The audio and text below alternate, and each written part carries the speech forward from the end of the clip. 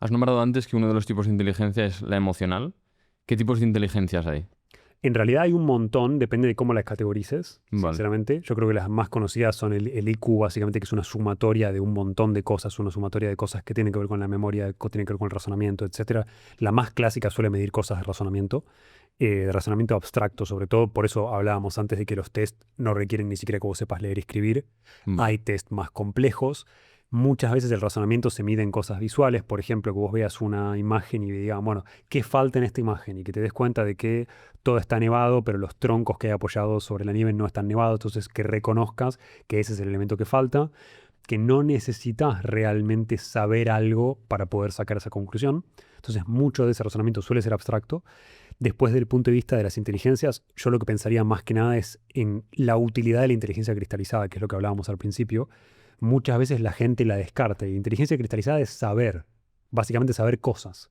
Esa información después puede ser útil para que yo saque conclusiones. Entonces, incluso si yo Ya no ves. tuviera un alto IQ, saber mucho, ser muy académico desde ese punto de vista, me da la posibilidad de tener mucha información disponible para que yo pueda sacar conclusiones. Por más que sean básicas esas conclusiones, tengo conclusiones para sacar sobre mucha información. Y ahí vos hablabas de AI antes, de inteligencia artificial. Esto va a ser un problema porque tendemos, si tenemos la información disponible, tendemos a justificar menos tener esa información en la cabeza. Total. Y claro, con estas inteligencias me viene a la cabeza la imagen de una persona multipotencial. Esto es algo que obviamente no controlas tú, ¿no? Me refiero, yo no puedo ser multipotencial porque quiera. Esto es algo que tienes la facilidad para poder desarrollar diferentes virtudes. ¿A qué te referís con multipotencial? Que es una persona que puede ser bueno en campos donde una persona solo podía ser bueno en una cosa. Yo, por ejemplo, soy bueno en YouTube y no voy a ser bueno como médico, o como carpintero, o como futbolista. Es decir, desarrollar múltiples talentos. ¿Eso es una cosa que se pueda desarrollar o tienes que nacer para ser un perfil en el que se te dan bien varias cosas? Bueno, ahí hay que entender, en términos de performance en un área específica, no importa si es YouTube o jugar al fútbol, hay que entender las variables que construyen el resultado final. El mejor ejemplo que yo te puedo dar de esto es este lanzador, no me acuerdo del nombre, el lanzador de jabalina famoso que tiene el récord de lanzamiento de jabalina. En general en las Olimpiadas a lo largo de la historia se fueron batiendo cada vez más los récords. O sea, vos vas rompiendo el récord que se hizo en 1970, el que lo hace en 1980 rompe el récord de 1970, así sucesivamente. Y te encontrás con uno específico donde eso no sucede porque había una anomalía específica en su movilidad de hombro que le daba más palanca y que hacía que el lanzamiento llegue más, la jabalina llegue más lejos. Hostia. Entonces seguimos teniendo ese récord de lanzamiento de jabalina, por lo menos hasta el momento en el que yo chequeé esa información, por esa cualidad específica que es una anomalía. Esas anomalías, por ejemplo, el acortamiento de los psoas y la escoliosis en Usain Bolt, que todos le decían, no, flaco, vos no vas a poder hacer nada, y aparentemente eso le funcionaría como una ventaja en términos del efecto de resorte que podría llegar a generarle a él No. para correr más rápido. Son todos factores que parecen anomalías que son las que nos hacen terminar mejorando nuestro rendimiento al final de la historia. Es algo muy positivo. No siempre se da la probabilidad estadística de que se dé es muy baja. La probabilidad estadística de que vos entiendas que vos tenés esa anomalía por la cual vas a ser bueno en este área específica también es improbable porque vos deberías probar todo para entender que eso es bueno, que es algo que nosotros no hacemos. Además de hacer eso, vos deberías querer entrenar eso específicamente. Entonces tenemos un problema que tiene que ver con la validez social de lo que estamos haciendo, parecido al Ikigai, al concepto este que fusiona de lo que puedo vivir, de lo que soy bueno, lo que necesito, o lo que necesita la sociedad, etc. Bueno, de la misma manera nosotros deberíamos pensarlo en términos de en qué soy bueno y qué disfruto efectivamente hacer. Si vos me decís redes sociales me gustan, no me gustan. Las hago porque genera un valor muy positivo. A la gente le gusta mucho, a la gente está muy contenta cuando me cruzan la calle y me dice, che, gracias por tu video, yo bajé 20 kilos, o me curé una diabetes, o mejoré mi calidad de sueño, o pude quedar embarazada y tenía infertilidad. Esas cosas son muy hermosas desde un punto de vista práctico. Otra cosa completamente diferente es exponerte a una circunstancia donde sos víctima de un algoritmo que requiere que vos estés señalando cosas y bailando para promover contenido, como pasa en TikTok, donde tenés un impacto negativo por hacerlo, obviamente. Entonces, uno puede ser bueno y no disfrutar eso que está haciendo y hacerlo igual por el beneficio ajeno. Eso es un elemento que tenemos que tener siempre en consideración y que es una decisión que es consciente en última instancia y que le pasa a la gran mayoría de las personas, que por ahí es buena en su trabajo, pero que no le gusta el trabajo que hace y lo tiene que seguir haciendo porque tiene que vivir de algo, básicamente.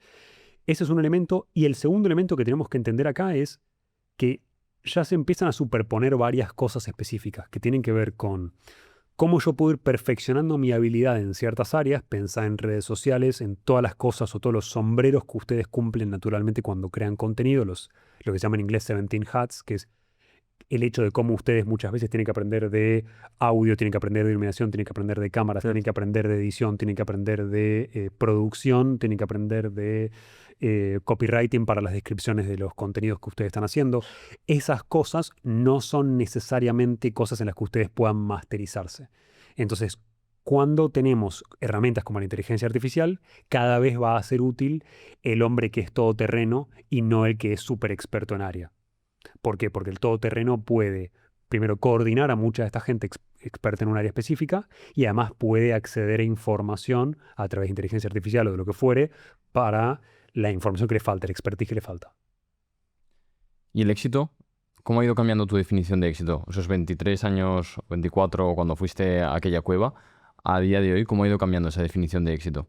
No, yo hoy creo que éxito en mi parámetro, por lo que a mí me interesa, es estar sano y es tener la velocidad de envejecimiento lo más lenta posible para disfrutar el tiempo que estoy vivo y mientras tanto construir algo que sea positivo. Ese es tu éxito. Ese es mi éxito. Y la parte de investigación de todo lo que vas a conseguir divulgando, ¿qué papel juega en tu vida? Juega muy poco.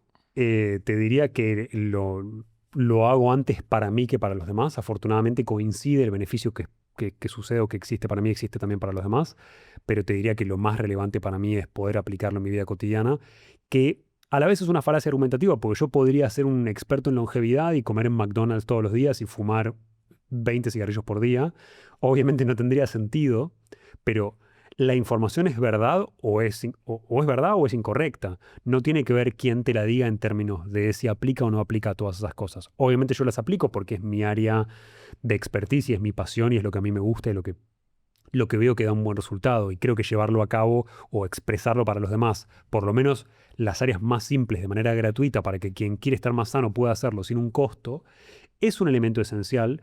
Porque de alguna manera no te sirves como, sino pensarlo como el rico que vive en una ciudad pobre, en una mega mansión, vivís aislado. Entonces creo que todos vamos a ser más felices si estamos teniendo gente más sana alrededor porque sabemos que la enfermedad de las personas que tenemos alrededor ha contribuido a nuestro sufrimiento. Por ende, disminuirlo es algo que es sentido común. ¿Y la ciencia del éxito? ¿Has reflexionado del por qué hay gente que lo consigue y hay gente que no lo consigue? ¿A qué te referís con ciencia del éxito? Napoleón Hill analizó probablemente las 100 personas más exitosas y con más dinero del mundo. Intentó sacar su objetivo era al final, que es lo que te quiero preguntar. Sacó conclusiones comunes a personas múltiples de diferentes personalidades, contextos que tuvieron éxito.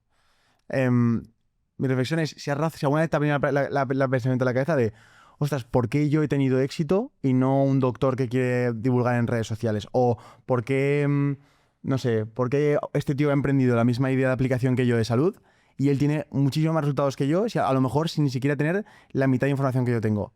¿Qué factores hay ahí? ¿Cuál ha sido tu razonamiento y si has investigado acerca del tema? Bueno, no he investigado acerca del tema, pero sí te digo varias cosas que me parecen esenciales que tienen que ver con conclusiones que nosotros sacamos y que muchas veces son incorrectas. El primer concepto que tenemos que entender es que Napoleon Hill hacía su trabajo hace 100 años.